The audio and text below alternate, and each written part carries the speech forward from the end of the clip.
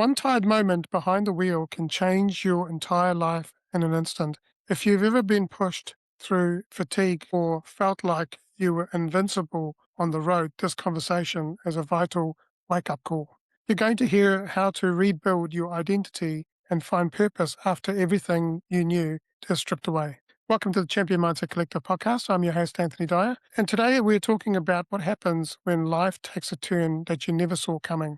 It's easy to talk about mindset when things are going well, but the real work happens in the recovery, the rehabilitation, and the moments where you have to choose to keep going. Today's guest is someone who has lived that reality in the most confronting way possible. Kelly Munford is a New Zealand-based motivational speaker, author, and road safety advocate. In 2011, Kelly was involved in a serious solo crash after falling asleep at the wheel. The crash caused her life-changing injuries, including broken neck, broken pelvis, and a traumatic brain injury.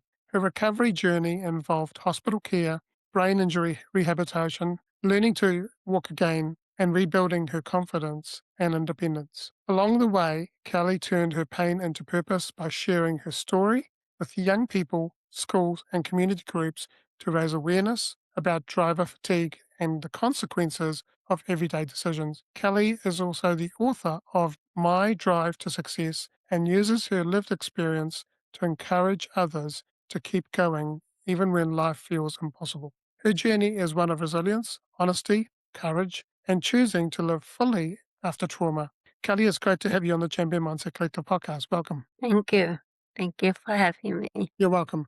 Kelly, take us back to that night in 2011 and help us understand what actually happened. I was at Sky City with friends, not drinking or anything, just hanging out with friends. And then I received a phone call saying that the family dog had died. He was so cute. I was so upset.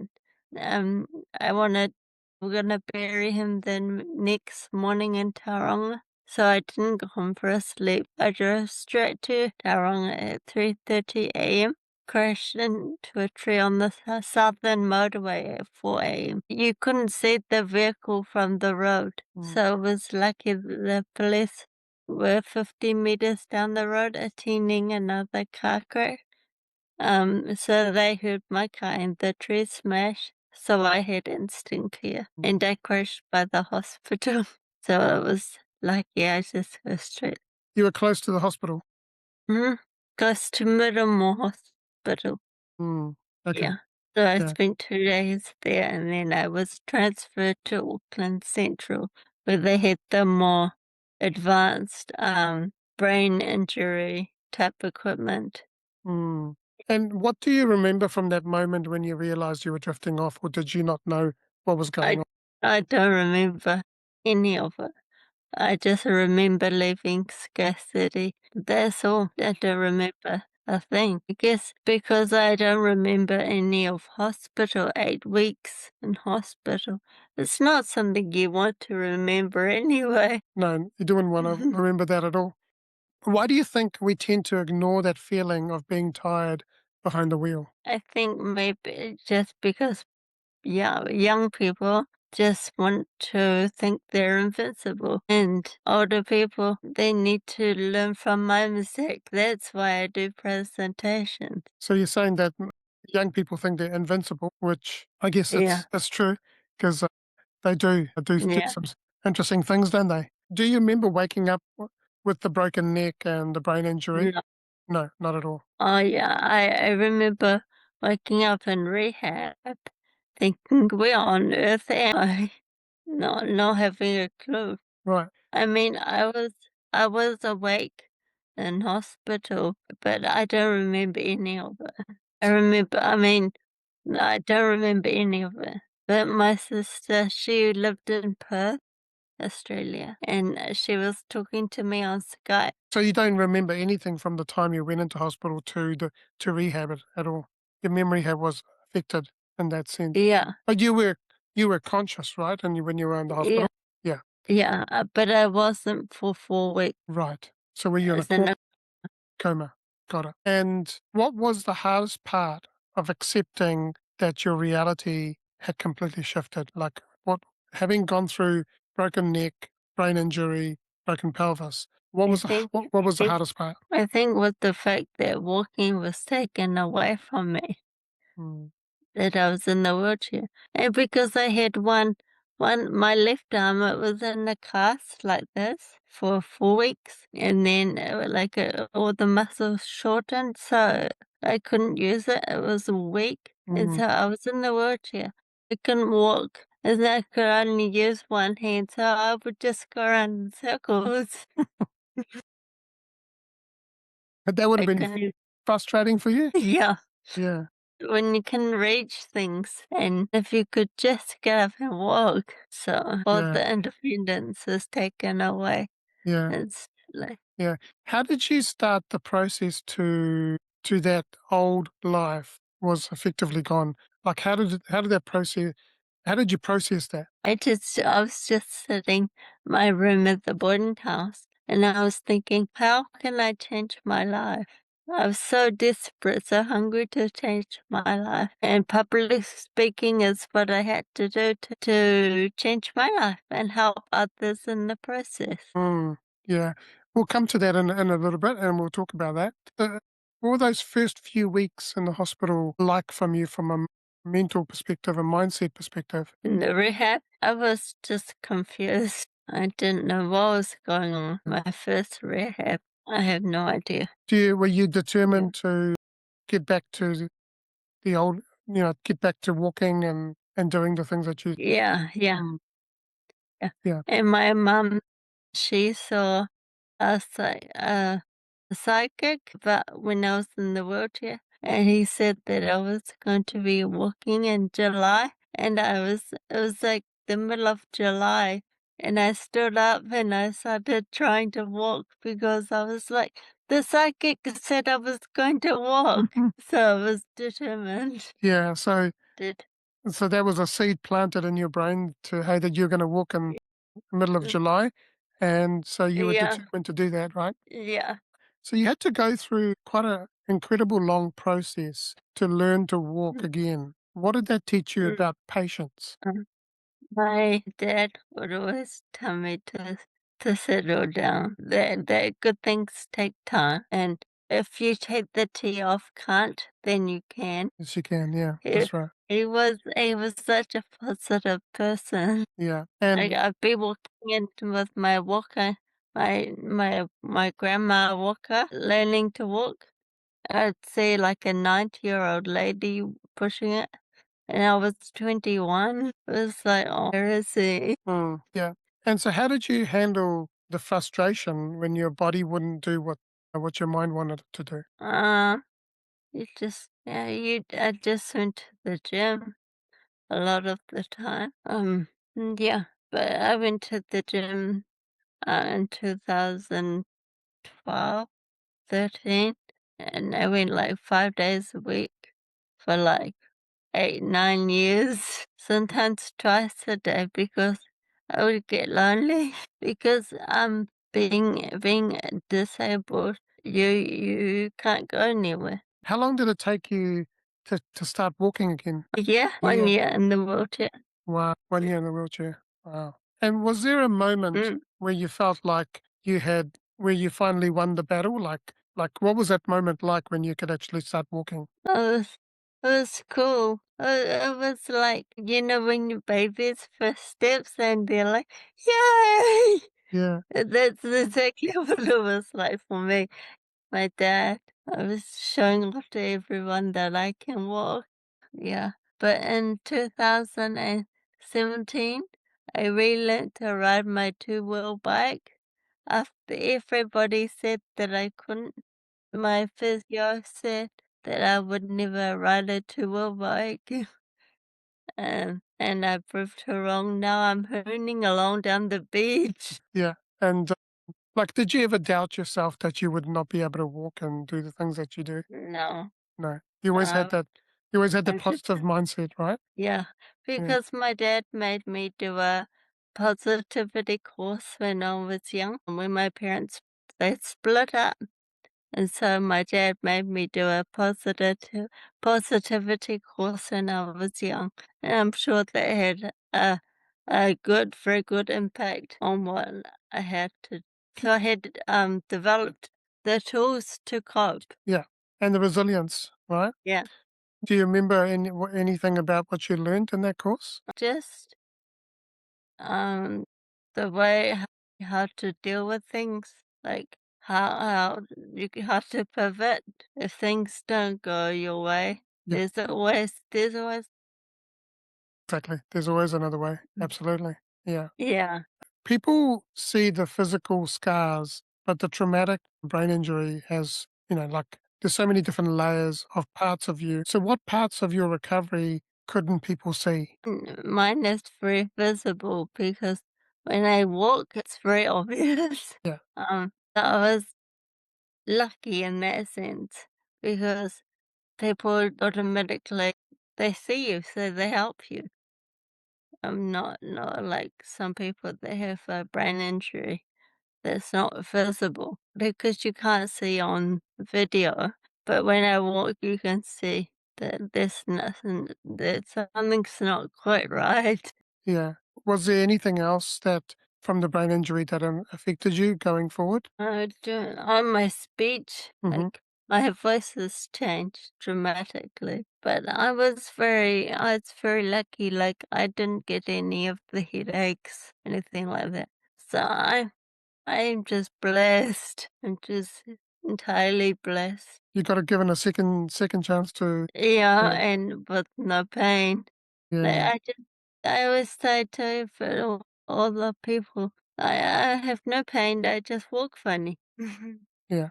Yeah. So But you're alive, and that's the main yeah. thing. Yeah. And what was it like trying to explain to people, those hidden struggles that you were going through to people around you? What was it like saying to them what you were going through? I didn't really have anybody around me. You didn't? You had no No, support? Oh, wow. not really. I mean, I did like my dad and stuff, but I didn't in 12 years, last like the first 2 years of rehab, I had full on support. But then it's like you're on your own now. And what was it like being on your own? It was okay, but I just went to the gym. Just got a taxi to the gym. Yeah. Did you meet people at the gym and that you became friends with? Not really. Oh, okay. No, Yeah. because that gym's not really a social place. It's just a gym. The gym. Yeah. Sometimes you meet people. How did your injury change the way you see yourself as in your identity today? I think I'm much kinder because to see how what other people are going through, I didn't understand what people may be going through. But I was 21, so I was just young. Yeah. Mm. Now you mentioned that your dad played a massive role in your recovery and even stepped away from the work to be there with you. What did his Mhm. support mean to you during those darkest It was seasons? Like, it was so good. I remember when I was in rehab, I had like cutting on my arm, where I didn't want to kill myself, but I just wanted to injure myself because of the pain that I had caused everybody. So I just wanted to hurt myself. But he made it clear to me that I wasn't allowed to do that, yeah, even if it was just because. sounds like your dad was like the pillar, kind of like the that held you. Yeah, What was it like having him care for you in that way? it was good, but it was embarrassing as well because at the beginning, when I just had the crash and I got to the bathroom and I couldn't stand up I couldn't stand by myself, so I would have to stand, and Dad would be like, I'm not looking," and then he pull my pants down. 21 years old, I don't want my dad putting my pants down, Yeah, but the things you do. yeah. And how did his belief in you help you shift your mindset? His belief in me was incredible because I wanted to do things for my dad. I wanted to get better for my dad Mm.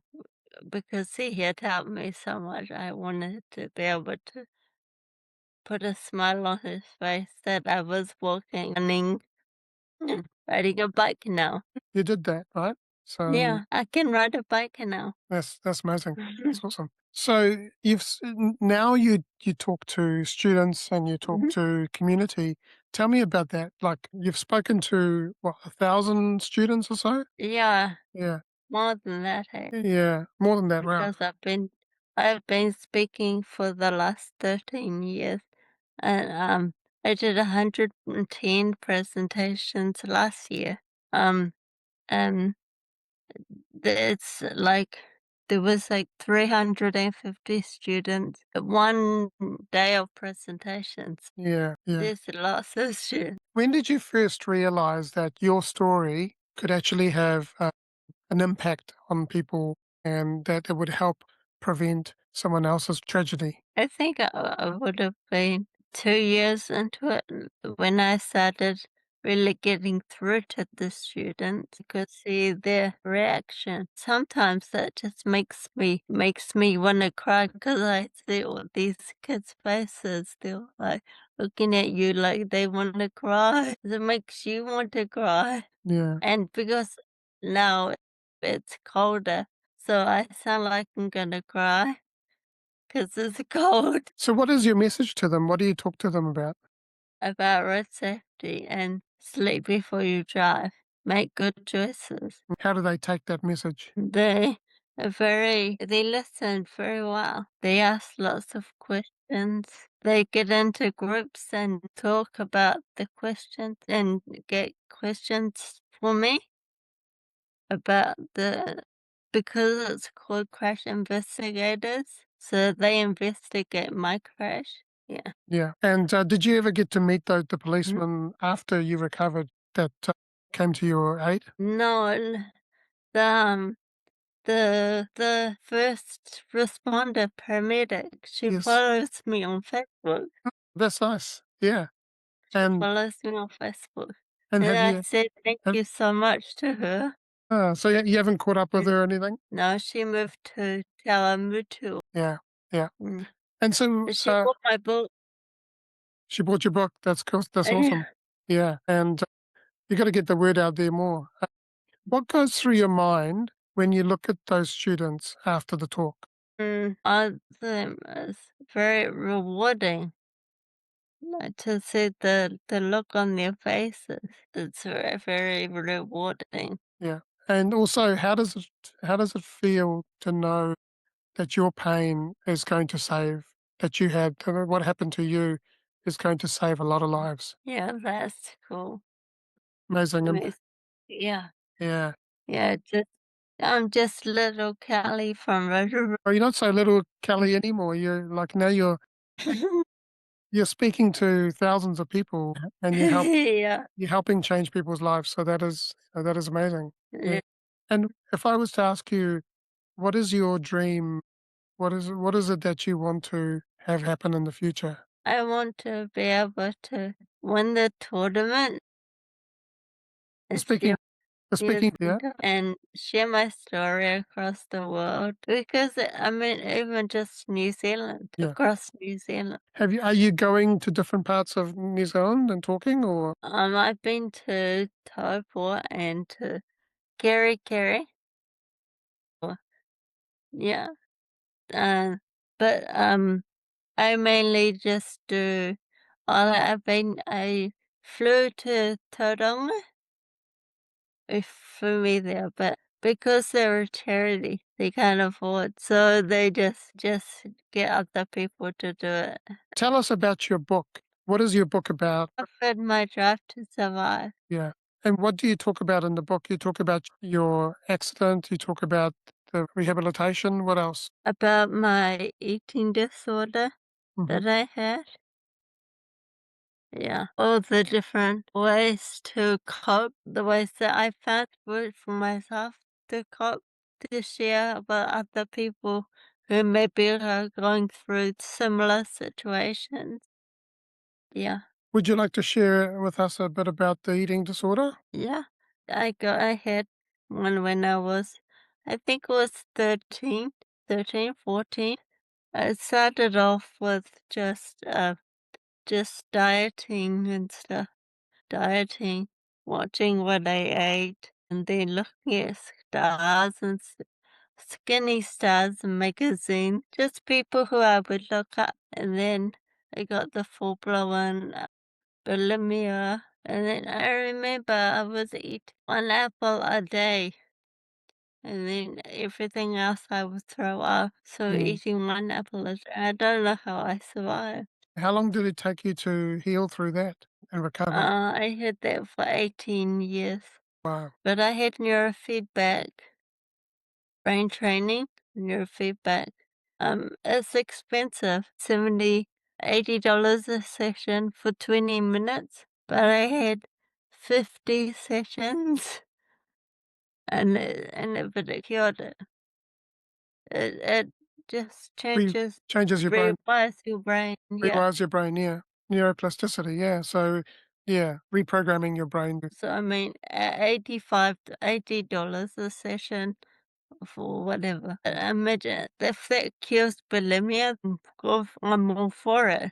Exactly, yeah. Bulimia was such a horrible disease. Yeah, what would you say to kids who are going through that now? Be strong. And you can't get through it. Because I mean, I know that when I had it, I used to think there was absolutely no cure, no way I would get rid of this, no way you'd beat it, but you can. It's not you just wake up one morning and, okay, you can get neurofeedback and it can be cured. Yeah, Yeah. absolutely. If people want to get in touch with you or they want to ask you to come and speak at an event or something like that, how can they get hold of you? Kelly's Journey on Facebook or Kelly Munford on Facebook. And we'll put those links in the show notes, but we'll also put it Yeah. on your episode page that you'll get as well. Uh, Yeah. yeah. Yeah, it's probably better to just use the Facebook groups. Yeah, there'll be an article written from the transcript of this podcast, and there will Okay. also be a practical guide that will basically people can download and we'll put Okay. a fair bit of information in there so that people can, you know, Yeah. be able to download it and apply that in their lives. Is there anything that you'd like to share with us? It's a quote, a positive quote. It's like when people ask you, when life gives you lemons, you ask if they're organic. And then you make lemonade out of that, right? Yeah. Ask if they're organic. Of the organic, yeah. Okay, so we're gonna go for the quick fire round. So we're gonna have 6 really quick questions, and you can answer them with one word or a short sentence. And what does success mean to you? Never giving up. And who's been your inspiration in your life? My dad. What is something that you believe that others may disagree with? And God, If you could go back and give young Kelly at 21 some advice, what would you say to her? rest before you drive. What is one message you want to share with the world? Sleep before you drive. And what does it And mean? never give up. And never give up. So sleep before you drive and never give up. And Mm-hmm. what does it mean to you to be a champion and have a champion mindset? To never give up. Never give up. Absolutely. So there you go. Never give up. So thank you, Kelly, for coming and joining us on the podcast. I Oh, appreciate you for being here today. thank And you. I'm thinking how quickly life can shift when one tired moment can change everything for you. And so, but it didn't let that be the end of it for you. It's a good reminder for all of us that when things feel broken, that we can still build something meaningful from the pieces. And sometimes in life we have to get broken before we can be put back together. Mhm. And if you're listening to this and you're in a bit of a tough spot and you are in recovery, I, I hope that Kelly's journey has shown you that it's okay to take it slow and progress is still progress. That you can achieve anything you want. Just never give up. You can find Kelly's book, My Drive Mm. to Survive, in the show notes and also on the episode page that we're going to have on the Champion Mindset Collective podcast. If this chat has helped you, please subscribe to this podcast and pass this on to someone else who might need it or who might benefit from it. Thank you, Kelly, for joining me Thank today. you. And Thank you. lastly, I just want to say You are loved, you are worthy, champion your life, champion your greatness, and have an amazing day. Thank